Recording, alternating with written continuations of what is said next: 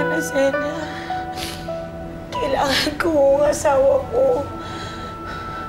Kailangan humahanap natin si Ina.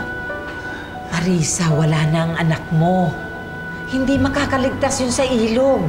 Isipin mo si Cardo. Nawalan ka na ng anak. Gusto mo pa bang mawalan ng asawa?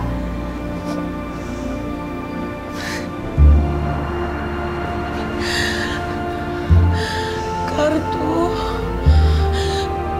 gumising ka. Mrs., may alam po akong foundation. May re-refer ko po kayo sa kanila para mapa-admit kayo sa isang ospital sa Maynila.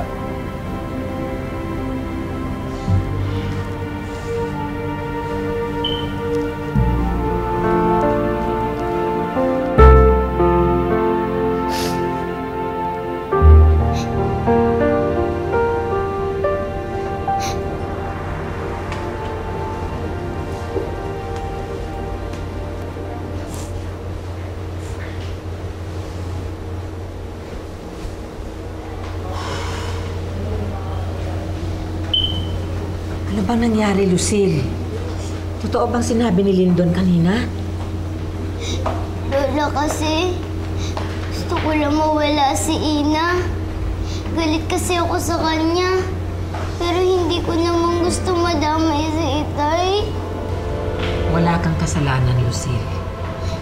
Eh, paano ko nagising si Itay? Inakita niya ako.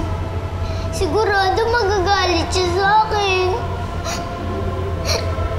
Hindi mo sasabihin ang totoo. Walang makakaalam sa ginawa mo. Tandaan mo, si Ina at si Lyndon ang may kagagawa ng lahat ng ito.